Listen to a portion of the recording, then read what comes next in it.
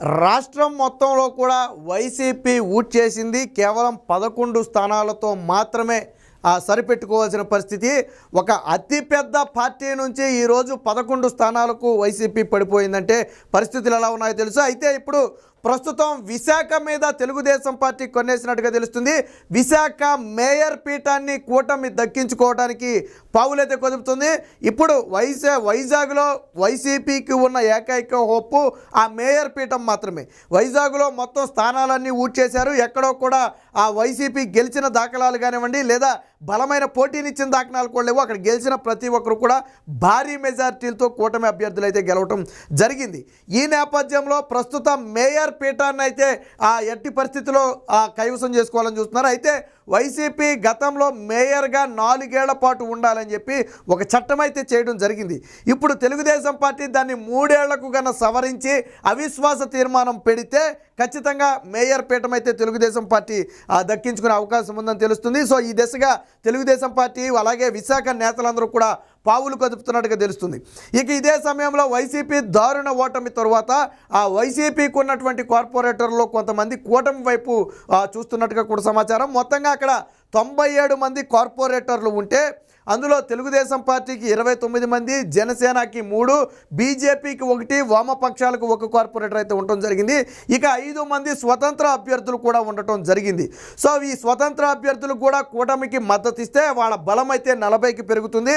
కానీ వైసీపీకి అప్పటికే 51 బలం ఉంది, 51 కార్పొరేటర్ల బలం అయితే ఉంది. అయితే ఇక్కడ తెలుగుదేశం పార్టీకి కలిసి వచ్చినటువంటి మరొక అంశం ఏంటంటే వైజాగ్లో 7 ఎమ్మెల్యే స్థానాలు, 1 ఎంపీ స్థానం కూడా కూటమి గెలుచుకోవడంతో ఆ ఓటు కూడా దీనికి జత అయితే వీరి బలం 51కి పెరిగే అవకాశం ఉంది. అందులోనూ వైసీపీ కార్పొరేటర్లు కూడా కొంతమంది తెలుగుదేశం పార్టీ వైపు కూటమి వైపు చూస్తున్నారు. కాబట్టి ఈజీగా 60కి పైగా గెలుచుకునే అవకాశం ఉంది. దీంతో మేయర్ పీఠాన్ని ఈజీగా దక్కించుకోవచ్చనే ఆలోచన అయితే ఉన్నట్టుగా తెలుస్తుంది. ప్రస్తుతానికి విశాఖ నేతలు ఎట్టి పరిస్థితుల్లో జగన్మోహన్ రెడ్డికి పట్టున్నటువంటి ఈ మేయర్ పీఠం నుంచి ఎట్టి పరిస్థితుల్లో దింపాలి అని చెప్పి ఒక నిర్ణయానికి అయితే వచ్చినట్టుగా తెలుస్తుంది. మరి దీని మీద అధిష్టానం ఇప్పటివరకు టీడీపీ అధిష్టానం ఎంతవరకు స్పందించిందనే తెలియదు. కానీ వైజాగ్ నేతలు అయితే మాత్రం దీన్ని సీరియస్గానే తీసుకున్నారు. ఇక మేయర్గా అక్కడ నుంచి కుమారి అయితే కొనసాగుతుంది. వాస్తవానికి వైసీపీ గెలిస్తే నాకు డోకా లేదని భావించినటువంటి కుమారికి దారుణ ఓటం అనేది ఒక రకంగా జీర్ణించుకోలేని పరిస్థితి. అయితే అసలు కుమారే ఇటు కూటమి వైపు వచ్చిన ఆశ్చర్యం లేదనే ఒక ఆలోచన కూడా ఉంది. ఎందుకంటే ఒకవేళ మేయర్ పదవి పోతుంది అనే ఉద్దేశం ఉంటే బహుశా ఈ పార్టీలోకి వస్తే మేయర్గా కొనసాగే అవకాశం ఉంటుంది. ఇంకొక ఏడాది పాటు కొనసాగొచ్చు. సో కొనసాగించే అవకాశం ఉంటుంది. అయితే ప్రస్తుతానికి కుమార్ అయితే సందిగ్ధంలో ఉన్నట్టుగా అయితే తెలుస్తుంది. అలాగే అసలే గతంలో కూడా ఎమ్మెల్యే టికెట్ కూడా ఆశించి భంగపడటం జరిగింది. ఆ తర్వాత సైలెంట్గా మేయర్గానే ఉండిపోవడం జరిగింది. ఇప్పుడు మేయర్ పీఠానికే ఎసరు రావడంతో వైసీపీ వర్గాల్లో కూడా వైసీపీకి బిక్కుబిక్కుమంటూ ఉన్నటువంటి ఈ మేయర్ పీఠం కూడా పోతే పూర్తిగా వైజాగ్లో వైసీపీ తుడిచిపెట్టుకుపోయినట్టుగా అవుతుంది. అసలు ఎక్కడా కూడా కనీసం కార్పొరేటర్లు కూడా అటు జంప్ అయిపోతే ఇక వైసీపీకి వైజాగ్లో బలమే ఉంటుంది. ఇప్పుడు తాజాగా వైసీపీకి ఉన్నటువంటి 51 మంది కార్పొరేటర్లలో సగానికి మందిగా పైగా కార్పొరేటర్లు ఆల్రెడీ జంప్ అవ్వాలని చూస్తున్నారు. వాస్తవానికి కార్పొరేటర్లో కూడా పూర్తి స్థాయి వ్యతిరేకత ఉన్నమాట వాస్తవం. ఎందుకంటే వైసీపీ హయాంలో ఎటువంటి పనులు చేయాలి. గతంలో మనం కూడా మాట్లాడుకున్నాం. కార్పొరేటర్లు సొంత కార్పొరేటర్లే నిలదీసిన పరిస్థితి. ఏ పనులు జరగటం లేదని మమ్మల్ని ప్రజలు నిలదీస్తున్నారు, మేము సమాధానం చెప్పలేకపోతున్నామని కార్పొరేటర్లు నిలదీసే పరిస్థితి.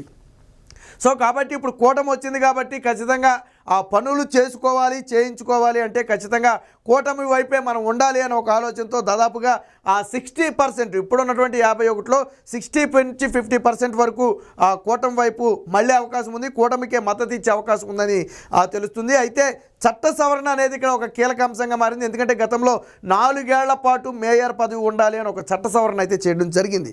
సో మరి అవిశ్వాస తీర్మానం ప్రవేశపెట్టాలి అన్నా బహుశా చట్ట సవరణ చేయాలి అనేది ప్రస్తుతానికి వినిపిస్తున్నటువంటి వాదన. ఒకవేళ అది గవర్నమెంట్ తలుచుకుంటే అది చిన్న విషయం చేయటం అనేది, ఒక జీవో ద్వారా చేసేయచ్చు. ఒకవేళ అలా చట్ట సవరణ చేసి 3 ఏళ్లకి కనుక కుదిస్తే అప్పుడు ఖచ్చితంగా అవిశ్వాస తీర్మానాన్ని ప్రవేశపెట్టి మేయర్ పదవి నుంచి కుమారిని అయితే తొలగించవచ్చనే ఆలోచనకైతే వచ్చినట్టుగా తెలుస్తుంది. సో చంద్రబాబు గారు ఒక పక్కా ప్రీ ప్లాన్గా అడుగులు వేస్తున్నట్టుగా అయితే కనపడుతుంది. వైసీపీకి ఆల్రెడీ ఈ విషయంలో అయితే తుడిచిపెట్టుకుపోయింది. ఇంకా వాళ్ళకి మిగిలింది ఏంటంటే రాజ్యసభ ఎంపీలు కానివ్వండి లేదా ఎమ్మెల్సీలతో పాటు వివిధ ప్రాంతాల్లో ఉన్నటువంటి ఈ జడ్పీ చైర్మన్లు, ఈ మేయర్ పదవులు మాత్రమే వాళ్ళకైతే మిగలటం జరిగింది. సో వాటి మీద దెబ్బ కొట్టాలి. కీలక ప్రాంతాల్లో వైసీపీ ఉన్నటువంటి కీలక పదవులు, అవి మేయర్ స్థాయి కానివ్వండి, జడ్పీ చైర్మన్ స్థాయి కానివ్వండి, ఆ పదవులన్నింటిలో కూడా వారిని తొలగించాలి. ఖచ్చితంగా అక్కడ కూడా కూటమి జెండా ఎగరవేయాలనే ఒక నిర్ణయంతో అయితే వచ్చినట్టుగా తెలుస్తుంది. ఒకవేళ ఇదే కనుక జరిగితే భవిష్యత్తులో వైసీపీ పూర్తిగా నామరూపాలు లేకుండా తుడిచిపెట్టుకుపోయినా ఆశ్చర్యపోవాల్సిన అవసరం లేదు. ఎందుకంటే 151 స్థానాలు వచ్చి 11 స్థానాలకు పడిపోయాయంటే ఇప్పుడు ఎంత యాంటీ ఉందనేది మనకు అక్కడ స్పష్టంగా అర్థమవుతున్న పరిస్థితిగా రానున్న పంచాయతీ ఎన్నికల్లో కానివ్వండి లేదా ఎంపీటీసీ జడ్పీటీసీ ఎన్నికల్లో కానివ్వండి వైసీపీ కోలుకునే పరిస్థితి అయితే ఇప్పుడు కనపడటం లేదు. ఎందుకంటే అలాంటి తీర్పును మనం ఇక్కడ చూసాం. ఇక్కడ కూటమికి వచ్చినటువంటి తీర్పు అలాంటి తీర్పు కాదు. సో కాబట్టి అలాంటి పరిస్థితుల్లో మరి వైసీపీ నిలదొక్కుకోవడం కూడా కష్టమే. ఇప్పుడు ఉన్న వాటిని కూడా పీకేస్తే ఇక పూర్తిగా వైసీపీ నుంచి ఒక లీడర్ అనేవాడే ఎక్కడా కూడా కనపడే పరిస్థితి అయితే ఉండదు. ఏది ఏమైనా రాజధాని అన్న వైజాగ్లో ప్రజలు ఈడ్చిడ్చి వైసీపీని తన్నారు అనేది ఇప్పుడు ప్రధానంగా చెప్పుకుంటున్నటువంటి వాదన. ఎందుకంటే జగన్మోహన్ రెడ్డి చేసిన అతిపెద్ద తప్పు 3 రాజధానుల అంశం తీసుకోవడం.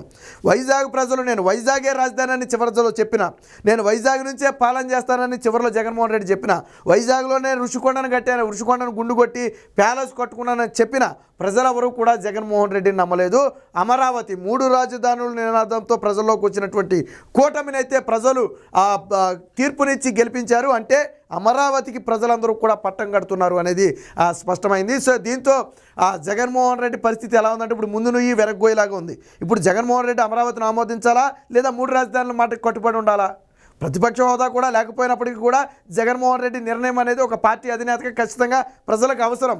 ఎప్పటికైనా అమరావతికి ఒప్పుకుంటాడా, లేదు నేను మళ్ళీ గెలిచాక మళ్ళీ 3 రాజధానులు పెడతానంటాడా? ఒకవేళ మళ్ళీ నేను 3 రాజధానులు పెడతానంటే ఈసారి గెలిచే అవకాశం కూడా ఉండదు. నువ్వు 2019లో 3 రాజధానులు అనలేదు కాబట్టి ప్రజలు నిన్ను గెలిపించారు. కానీ ఇప్పుడు నీ నాటకం బయటపడింది. నువ్వు అమరావతి రాజధానిగా ఉంటుందని చెప్పి నేను ఇక్కడే ఇల్లు కట్టుకుంటానని చెప్పి ఈరోజు 3 రాజధానుల నాటకం ఆడావు. ప్రజలు ఏం చేశారు? అలాంటి నాటకాలు ఆడేవాళ్ళు మాకు అవసరం లేదని చెప్పి తరిమేశారు. సో జగన్మోహన్ రెడ్డి వచ్చే ఎన్నికల్లో కొంచెం క్లిష్ట పరిస్థితిని ఎన్నుకోవాలి. ఎందుకంటే రాజధాని విషయంలో జగన్మోహన్ రెడ్డి స్టాండ్ ఏంటనేది ప్రజలు గట్టిగా నిలదీస్తారు. అమరావతికి ఒప్పుకుంటే చీకొడతారు, ఆ రోజు ఎందుకు కాదన్నామని. లేదు నేను మళ్ళీ 3 రాజధానులు అంటే మళ్ళీ చిత్కరించి బయటకు పంపుతారు. సో కాబట్టి జగన్మోహన్ రెడ్డికి పరిస్థితి అయితే అంత ఈజీగా ఉండదు. ఏది ఏమైనా విశాఖలో రాజకీయం అయితే చాలా వేగంగా మారుతుంది. తెలుగుదేశం పార్టీ పక్కా పగడ్బందీతో అయితే వ్యూహంగా వేస్తుంది. ఇప్పటికే తెలుగుదేశం పార్టీకి ఉన్నటువంటి బలానికి స్వతంత్రులు కూడా తోడయ్యే అవకాశం ఉంది. అది 40కి చేరితే 7 ఎమ్మెల్యేలు 1 ఎంపీ బలం కూడా చేరటంతో అది 51 చేరుతుంది. అంటే మేయర్ పీఠాన్ని కైవసం చేసుకోవడానికి కావాల్సిన సంఖ్యాబలం అక్కడితో వచ్చేస్తుంది.